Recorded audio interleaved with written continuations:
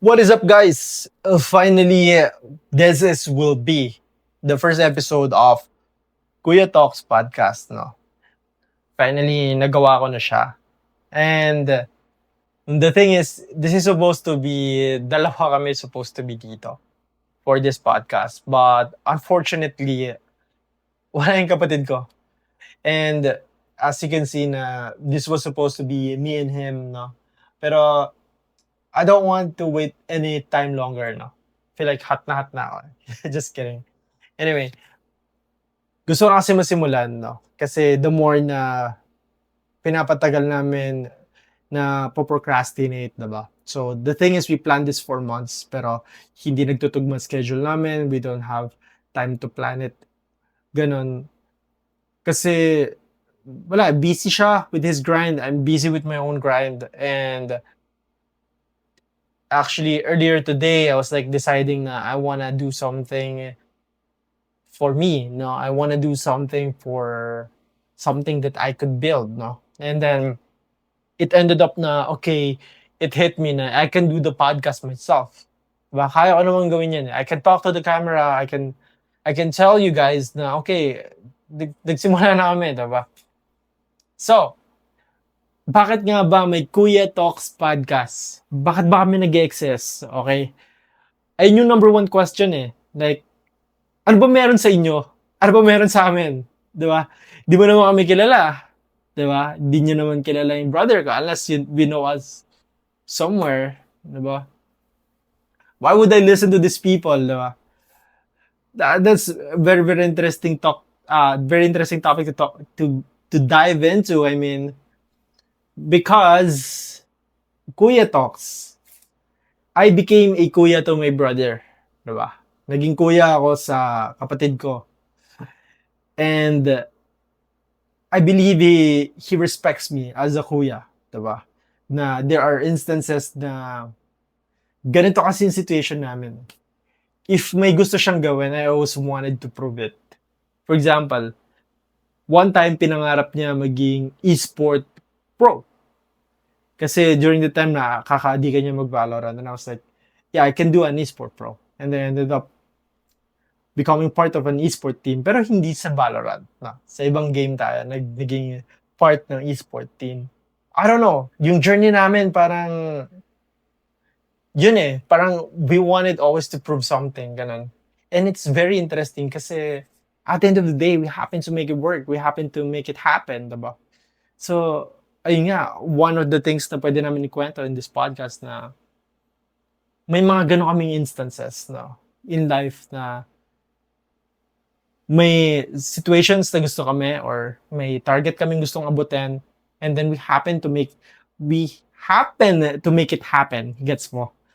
So, ayun nga, another interesting yun. So, ilalaganap namin yung story namin through the episodes of the podcast, no? Yun. Okay. So, we settled on the kuya. Sa part naman ng kapatid ko, he became a kuya sa mga ibang tao. If you guys didn't know, he is doing coaching ngayon. Okay? Tapos may mga kids siyang hawak.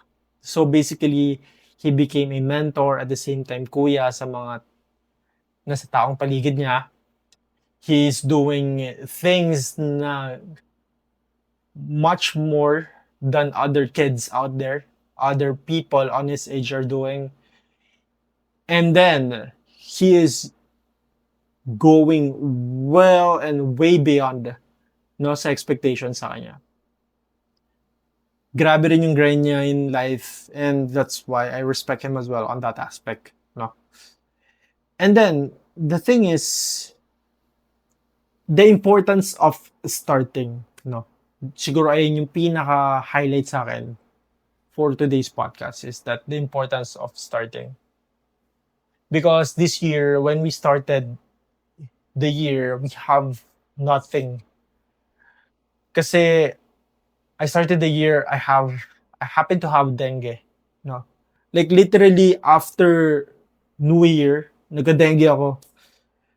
Pero hindi siya yung dahil may pinuntahan akong lugar. No. As in, sa compound namin, my cousin had dengue, pamangkin ko nagka-dengue, and then I was the third one to have it.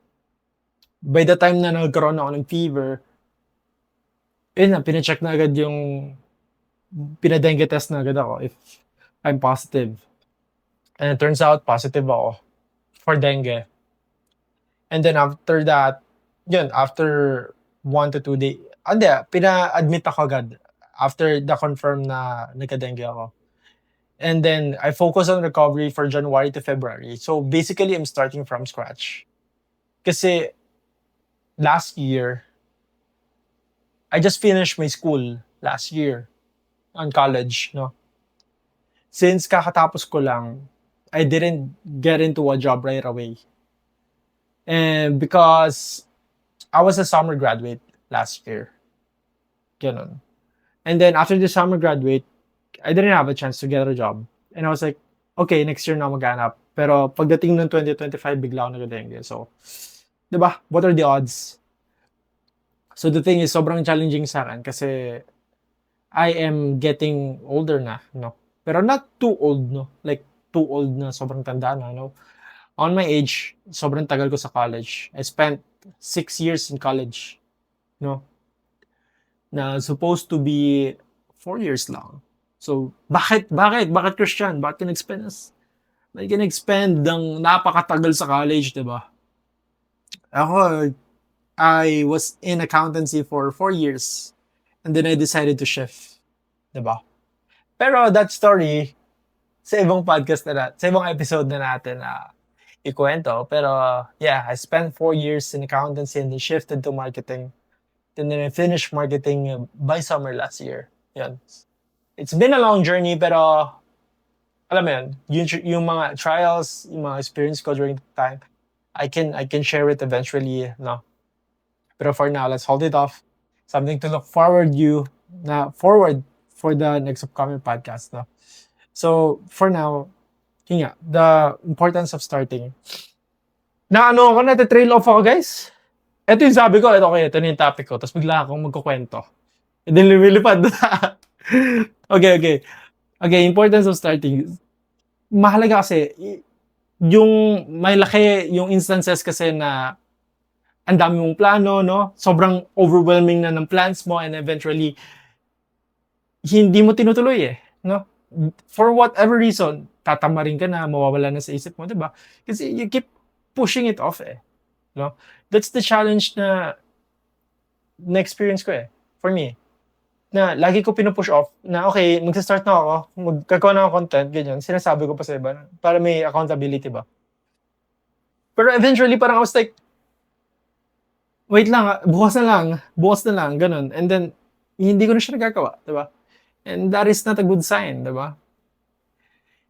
Once na nag-start ka na, you have to commit yourself na gagawin ko siya ulit. The reason why discipline is such an important thing is because it is so hard to maintain. It's so hard to commit, no? Na you have great plans in your life. You are well beyond do sa anong tingin nila sa'yo. Alam mong you are more than capable of doing something. Pero, pinapush off mo saglit lang, bukas na lang, or what, diba? And the same thing with this podcast. I don't want to push this off for another day. I was like, I am in that moment, I am in that position na kaya ko nang gawin. Bakit kailangan ko pa magantay? And the thing is, opportunities comes into your life like this. Na nandito na, pero wag muna. Alam mo yun? I don't know kung bakit nagiging ganun yung situations. And the thing about work, lagi nila sinasabi na you need to have urgency in everything that you do. Na you have to move fast. No? And in terms of business and in life, kailangan mabilis ka palagi. You have to do something. You have to make it right. I don't know if it's Filipino culture or it's just that we like to move it slow. No? Pero I don't want to blame the culture. I don't want to blame the people around you. Kasi at the end of the day, the only person that you can blame is yourself. Self-accountability lang yan, pare. No? Self-accountability lang yan. Always remind yourself kung bakit mo siya ginagawa. Always remind yourself na you deserve all the things na iniisip mo ngayon. If you wanted to get something so bad, you deserve it. It's just that how much mo siyang gusto for you to make it happen. Diba? Ayun lang. Ayun yung gusto kong i-leave na message na when you start, you commit. Diba? When you start, you do it again. And when you start with a plan, or if walang plan, start to do it consistently. Diba? May narinig ako from paring Hybe. May nabanggit siya na alam ko sa sarili ko, sabi ni paring Hybe. Not exactly the way he said it, pero something like this. Na alam ko sa sarili ko na if naglabas ako ng video na isa, hindi ko na siya masusundan. Kaya ang ginagawa ko, gagawa ako ng 30 videos, tapos ilalabas ko yung lahat, regardless man kung maganda o hindi. Ganda na sinabi ni Hybe doon eh. Like, you need to start somewhere to the point na you cannot go back. You need to start somewhere where you cannot pull back. Diba? So the thing is, may mga tao talaga na nasa situation sila na nung nagsimula sila, alam nila sa sarili nila, hindi na nila kayang bumalik. Kaya nga, maraming instances in terms of business and life sa situations na, for example, maraming mayayaman na tao na sinasabi nila na wala silang fallback safety net na ginagawa. May mga tao na nagfa-found sila ng mga businesses. Nagfa-find sila ng businesses, tapos wala silang maatrasan. Ano ba ibig sabihin nun? For example, may trabaho ka ngayon. Nag-quit ka sa trabaho, nag-start ka ng negosyo. Diba? Nag-start ka ng negosyo, tapos dahil nag-start ka ng negosyo, mahirap kasi na what if the business fails, diba? Wala ka nang atrasan, wala ka nang fallback. You need to push forward to the point na magiging successful na yung business na yun. And if it fails, doon ka na lang mag-start ulit, diba? You need to pick yourself up from that situation to push through again. Kasi wala ka nang atrasan eh. This is, what's the quote on that one? Yung, it's now or never, diba? It's now or never. Wala na silang fallback, wala silang safety net. Pero, of course, di naman always nag-work yung ganun eh. Okay pa rin yung may safety net ka. So, okay. So, actually, dumating din ako sa point na pinapili ko magulang ko, no? Diba, nag-shift ako. Kasi during the time, sobrang dami ko na talagang ginagawa. Like, sobra talaga. Tapos, sabi ko, magne-negosyo ako or mag-aaral ako. Sabi ng magulang ko, mag-aaral ka na. Mag-invest na kami sa'yo for your studies, you need to finish it. I was like, yeah, okay, so ibibigay ko yung negosyo. Kaya mag-manage. And, ayun, nag-aaral ako. That's the time na I shifted to marketing na. Kasi alam ko sa sarili ko, with the workload that I can, sa lahat ng ginagawa ko, I can do marketing. That's what I did. Diba? I did marketing. And then fast forward today, I finish it. Diba? Graduate ako. And I'm glad and happy for that na napasaya ko din yung parents ko. I did something to make them proud. But this is the moment, this is the time for me to start again. No? That's the reason why I'm starting this podcast. That's the reason why I'm starting somewhere. Is because I need to start something that I can commit into. Diba? Na kaya kong mag-commit. Na kaya kong gawin every single day. Na kaya kong to build. Diba? And, ayan na naman, palugi-ligoy na naman yung kwento natin, guys. Pero, I know you're getting the point naman, guys, na, yun nga, na, in this point of life, na meron ka, na meron ako, at this point of life, you need to start somewhere. And starting is the easiest thing. And whatever it is na ano yung i-commit mo, that's the hardest part. No?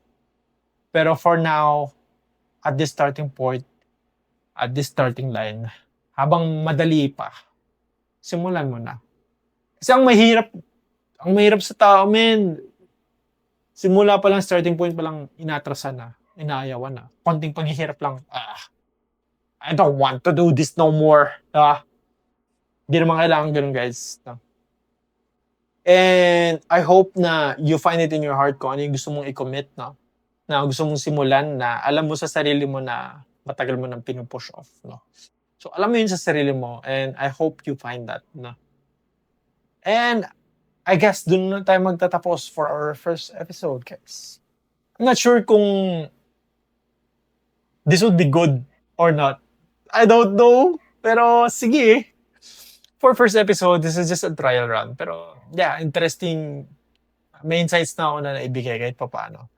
And I like to guide myself, no, na much more in-depth na tayo in topics and mas guided na. Kasi I did this with sobrang free flow lang, natural lang, raw lang, no. So, pagpasensya nyo na kasi may sakit ako. I had fever last night and may ubot sipon ako today, but sabi ko, wala makapigil sa akin and I would do this, no. Yun lang, guys, and thank you so much for watching this podcast, and I hope you like it. Ayun na nga, nabati ko, guys. Anyway, I hope you like it. Hopefully, by the following episodes, magaling na ako. And yun lang. Support me kung you like it. And we wanted to make it as raw as possible. Yun lang, guys. Bye-bye.